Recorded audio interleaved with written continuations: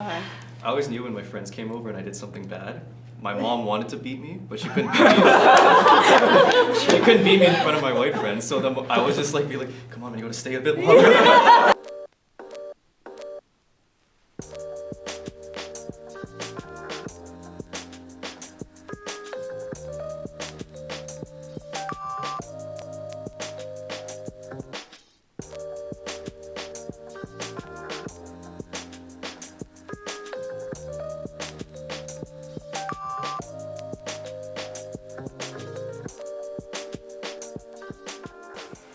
Hey, I'm Eric.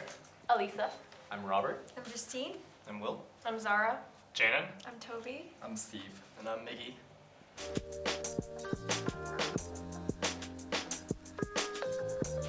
Hospitality, maybe? Being very welcoming, like Yeah, you know, very it's like, oh, welcoming you want guests. food? It's like, we got all this food and Force like... feeding. Right. Force feeding. Yeah. Can't say no. You guys ever heard of guest right? It's like What's that? What was that? it's like an old school like medieval style of like you have to welcome people into your home, but that's like a real thing for us, right? Oh, yeah. Things come into our house. Asians are more hardworking. Oh. Yeah. Yeah, good at math. We're supposed to be, right? Yeah, and I think like Asians like are generally just obliged to go to school. Yes. Like in, Oh, after gosh. high school. Oh, like yeah. I mean university and Yeah. Even when you're sick or like on your deathbed, you still have to go to school. Yeah. yeah. My father talks about it all the time. It's just like, My old days, I used to go to school. Even when I was sick, even when I oh, yeah, it's always talking about their hardworking stories. Oh, yeah, yeah, But, every oh, time. it's Or the story about how they come from a third world country and they came here all this for you so you can go to school. Oh, yeah. Yeah, and they'd be like, you don't know how lucky you are. Yeah, oh, Yeah. Like yeah. you didn't have to go through this and this. I'm like, no, And it puts all that it pressure was on great. you. It's like the journey they took to go to school. It's like you have to take 10 buses. It has to Wake up at 4 a.m. I have to swim across this river. Yeah. And I got the chicken along the way in this little village.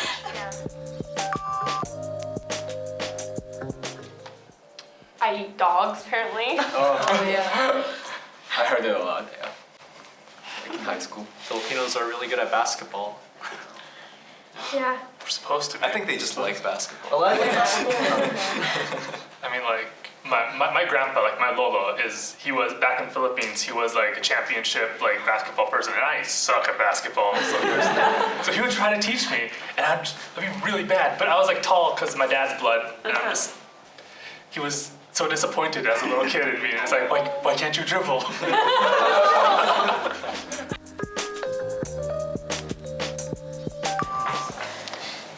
Asian glow. I'm lactose intolerant. Oh, yeah. Small eyes. Small, yeah, chinky, Short, small. small, yeah. Short. The Asians like look younger. Yeah. Like we're just youthful. Like I think you're like, Asian women, like they stay like the really pristine, like immortal looking. Yeah. And then they turn 60 and then all of a And sudden... then they wrinkle up. it's like a switch. Who plays an instrument here? Or who was forced to learn an instrument when they were young? I'm jealous of people who got forced to. Every I Christmas... didn't get forced either. Right? I've been forced. Had to learn the piano and the guitar. Oh, yeah. Oh, Yeah. Good for you. what are you complaining about? It's like Asian drivers. Oh. Asian Yeah. It's like every Asian person knows kung fu or something. Oh, Yeah. yeah, that got me into trouble growing up, because I grew up in like a kind of like lower income, rougher part of town, so like, because I'm like only colored kid in class, it's like the macho French Canadian white kids are like, oh, I want to show how good I am, I'm gonna go beat up the colored kid, and then that's how I learned how to fight real good. I never lost.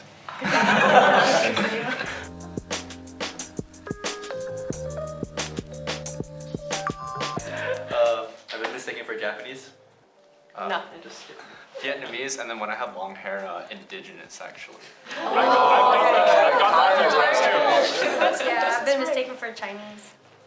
I think everyone's been Chinese, but for me the weird one was when I had my mustache. It was Mexican. For me, it's Chinese, Mexican, Thai, and Native. Yeah. Yeah, I've got native a few times too. For me, it's Thai or Vietnamese. For me, Japanese and Chinese. Yeah. Yeah, for me it was just Japanese, Chinese. The odd time of just being American. Oh. I'm just kidding.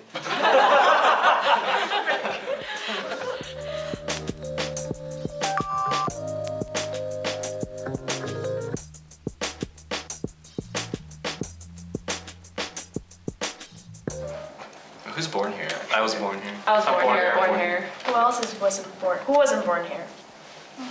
Oh yeah. Yeah. Well, me and my brother, we moved here when he was like younger. I was, So like, he never learned Tagalog, right? And I was like 8 or 9. We moved to a small town in BC called Fort St. John, and that town was classified as like very redneck, and I didn't know a lot of Asians in that town. Not a lot of Filipinos. I remember going to a Subway and just eating Subway for the first time and seeing Filipino workers, which was my parents at that time. So those were my first impressions. And I remember asking my mom, like, hey, can we go and get Jollibee or some Chinese food? And my mom would be like, there's no Jollibee here, but there's Chinese food. And it wouldn't be like the authentic Chinese food that I would crave. Like they didn't know how to do chow mein properly. So that was sort of like, I was deprived, with the flavors of my youth. I'm originally from Seoul, South Korea, but when I moved here 10 years ago, I moved to a small town called Slave Lake. So it's from like 10 million people to like 7,000 people. Like, crazy. Same, went to Subway, me and my brother and my friends. But like we didn't know how to order Subway because like It's hard. It's like, you just say yes to everything? So my brother goes first. He's like, guys, I don't know how to order. And then my friends started making fun of me. I was like, I'm just gonna wait until they order and do the same thing. Exactly. Uh-huh. Like you just follow because you don't know, no one tells exactly. you, and they think you just know. So. And there are like no Koreans. Me and my brother were like the only Koreans there. Like no Chinese, no Japanese either. Like no. So.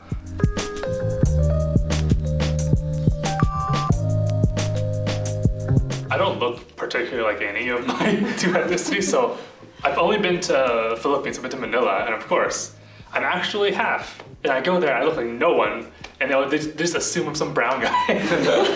Yeah, so I have to unless I'm with my family, they just assume that I'm not of that ethnicity.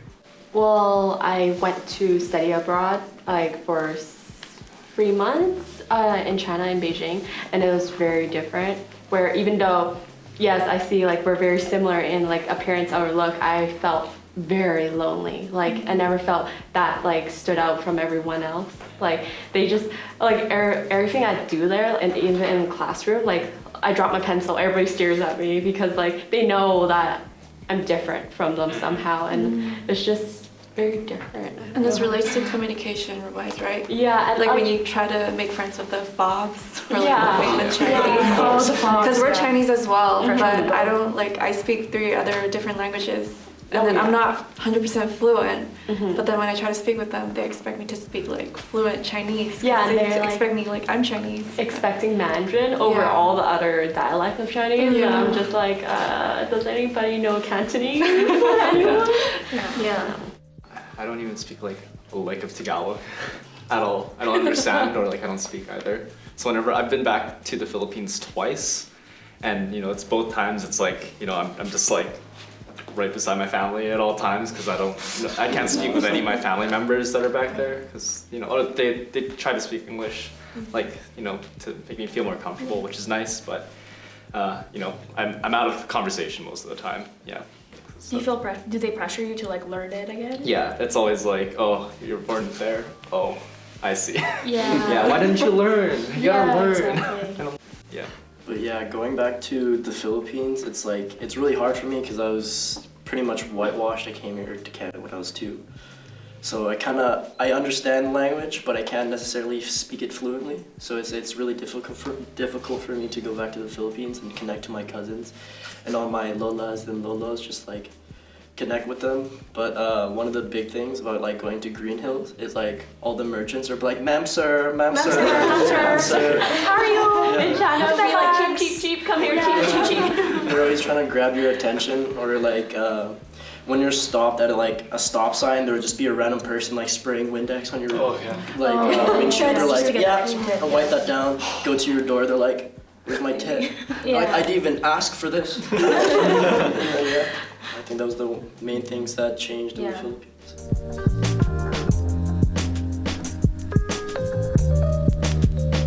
Like, it started off being a bit more, my parents had a bit more influence, like before I started going to school, of course.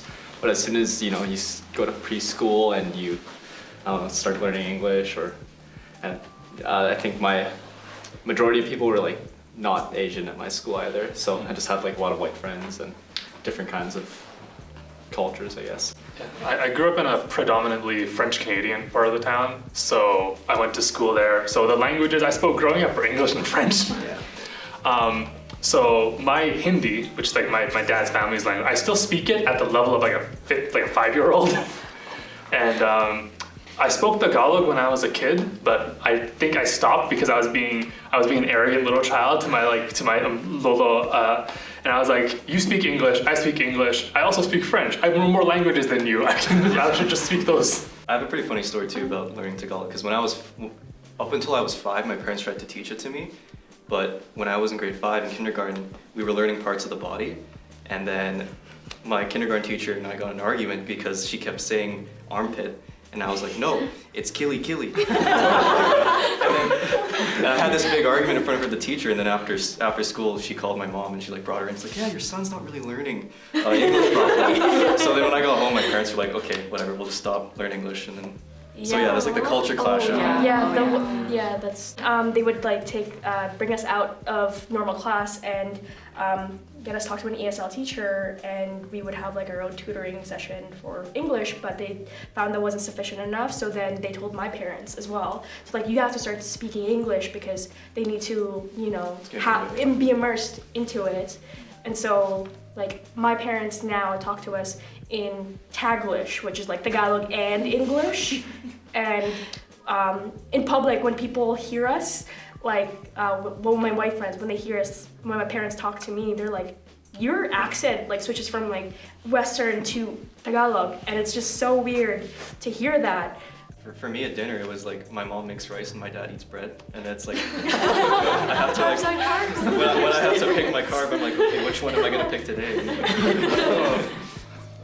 Did you pick the bread? I went even, you know. It's like I tried to identify with both, right? You should just. But I like rice. Just rice with the bread.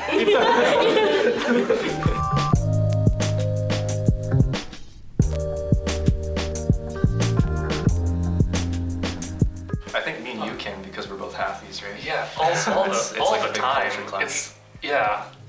It's like one of the most core parts of my identity at this point, because it's like Fijian culture and Filipino culture are extremely different. Like, of course, like even faith-wise, like in my house we have 2 shrines. We have like the Roman Catholic one, and we have like the Hindu one as well. So like, my life is a duality.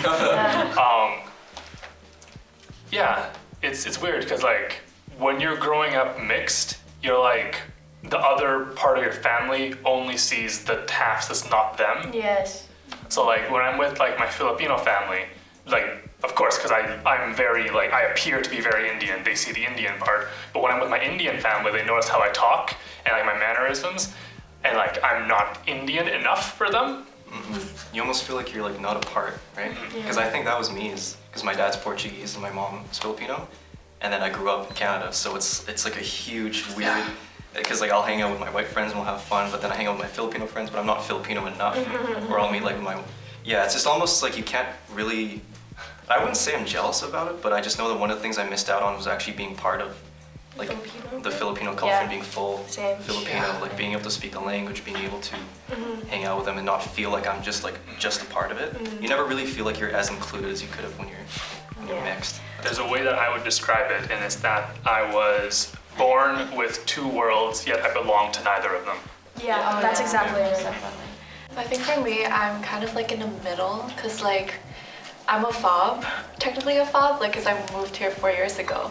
But then I started making friends like who came from like the same background. So I started making friends who's from mainland China, and then there was like difficulty in communicating. But then at the same time, I really want to talk to Asian Canadians. But at the same time, I feel like Asian Canadians are hard to approach because they have their own group Yeah. already. Oh, yeah. So like technically the FOBs are the same way, they have their own group. So I feel stuck in the middle, like who should I join? But I wanna be more diverse, right? Like I want all of us to be mixed. But yeah, I find it hard at first. Yeah.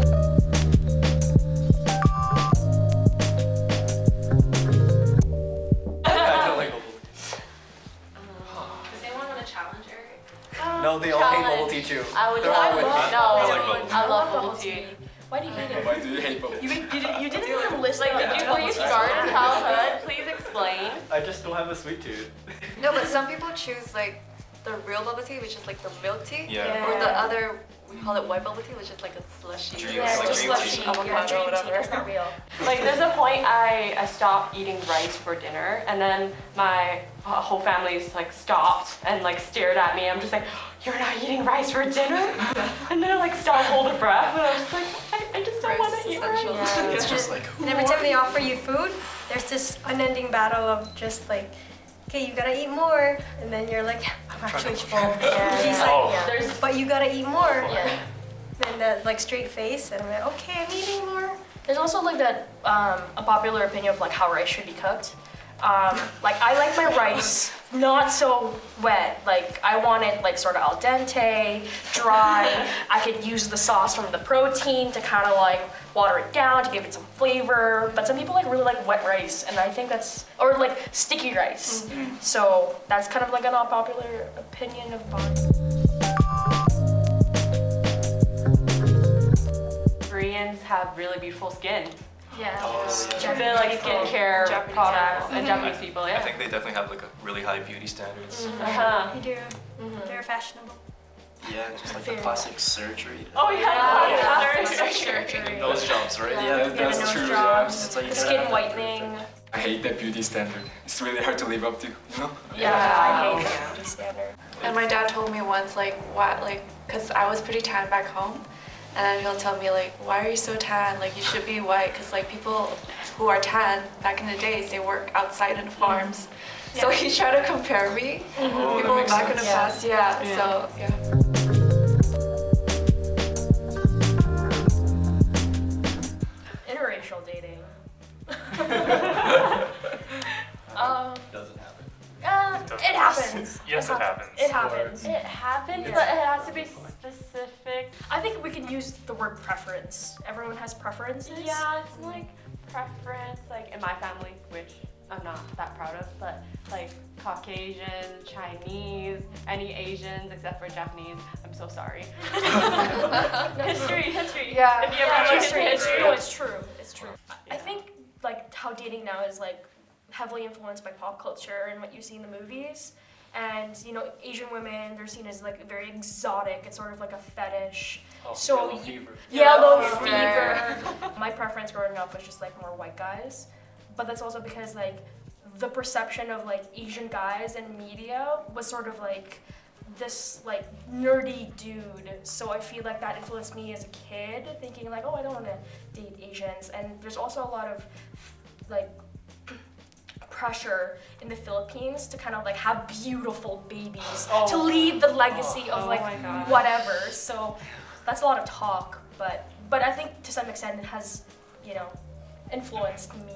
I'm dating a white guy right now, so I think it has. So yeah, but it's a struggle because it's different cultures. In and- Filipino culture, it's like all the idols back home, they're all like half German. Like even Miss Philippines, she's Yeah, like half. Catherine Gray. right? Were your guys' parents strict on dating? Oh, yeah. You're not allowed to date until you finish university. You're not allowed Yeah. to move out with them until you're married, and so on. I think it's different for guys and girls. Yeah. Oh, Do yeah. tell, do Yeah. tell. Yeah, Please please do tell. tell. Well, because, well, the thing about strictness is my dad's white and he married an Asian girl, and well, I guess what I was trying to say is that my parents aren't, personally, my parents were never really strict about it. The only question my mom is always like, is she in school? What is she doing? Like, like the Asian side of my family is always like super on like status and what she do, and my dad is like, my dad's more like the chill guy. He's like, oh, do you like her? What do you like about her and stuff? And he's more genuine about Yeah. it. So. I wish my dad was like that. Yeah, like that. Yeah, like for males, I think for me personally, it's strict, but not to the point like like, no, you can't do it, but who it is. Yeah. Like, the reason why I say interracial dating doesn't happen was because the first time I brought home like a white friend or someone who wasn't Asian, they lost their mind. Like, Really? like, who is this boy you brought home? Yeah. Like- My parents were like excited that I just brought someone home. So I hid a lot of like my relationships or like whatever that I didn't really have. Oh yeah, there's a relationships. lot of hiding You going hide around. so much Yeah. of like your social life. Do you guys tell your parents about your dating relationship? No, I don't- I I don't kept like it a this. Yeah, we secret. do I kept it a know. secret. I kept it a secret. Sweat. It's really hard to.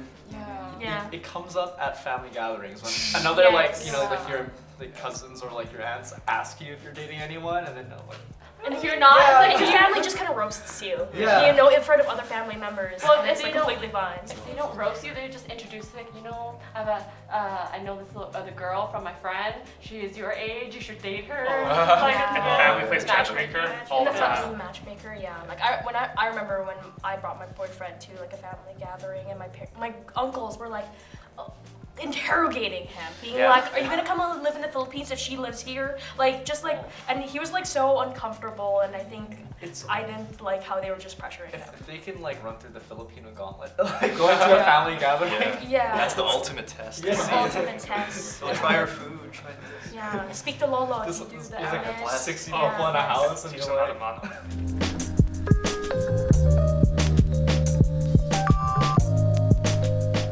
Oh boy. So did we Linguistic get is the- beaten? Linguistic? I got beaten.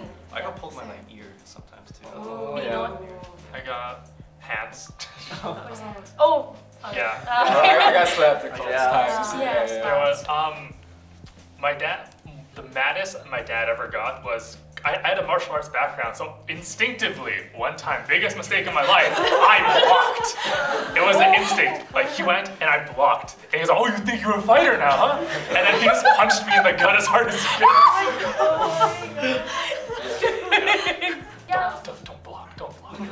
My mom would It was a like poor count to life three. Yeah, count to three, or give me the eyes. You know, like the Any certain like weaponry choice? What are the Belts. spoons? Oh.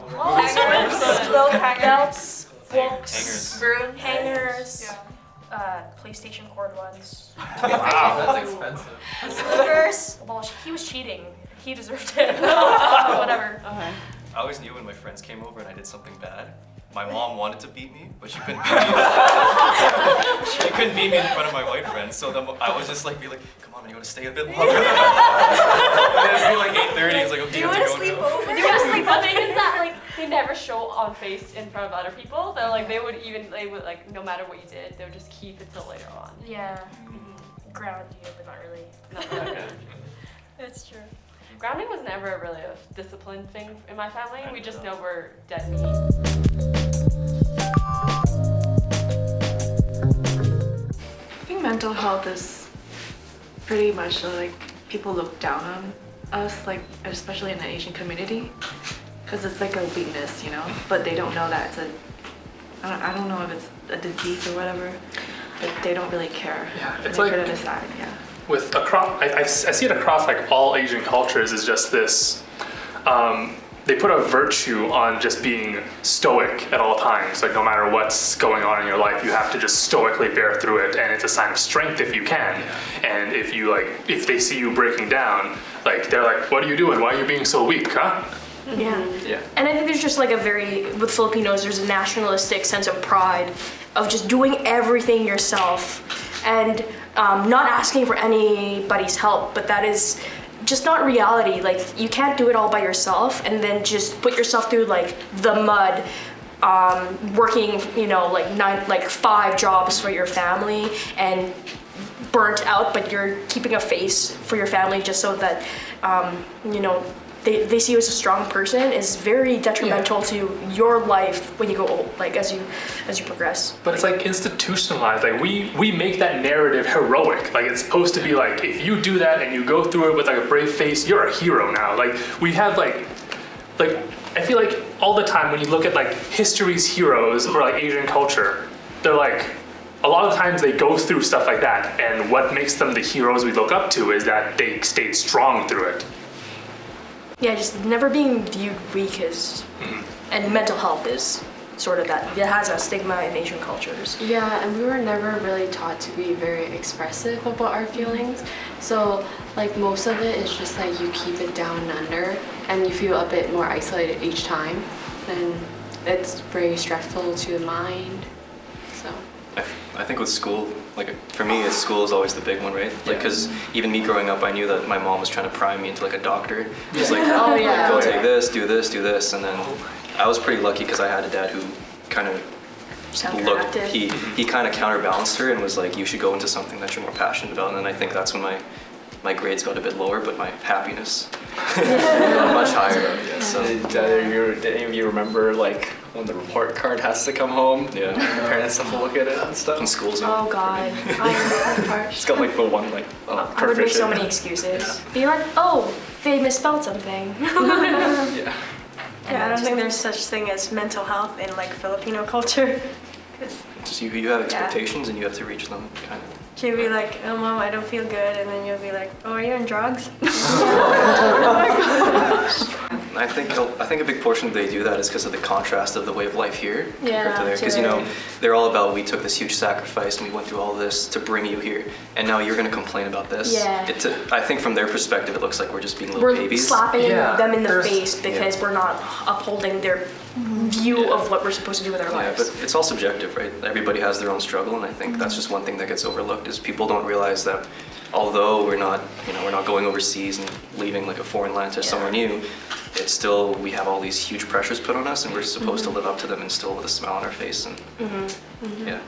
And like I think the reason why they look upon us like that is that they hope to, like, each of us got the chance that they never got, and like they see them in us in a way, like, oh yeah, you could have done this, but Yeah, that's a hard conversation to have with your parents. Oh, Being yeah. like you trying to fight for your individual journey or your path, and they expect so much of you that they just want you. Like they're so worried about you failing at life that they don't see how they're treating you is actually really toxic, right? So it's a problem in most Asian cultures, but I've had a conversation about my mom about that, being like, I understand the sacrifice you're going through, but the world is changing, and just having that conversation in a frank way, and just seeing it there.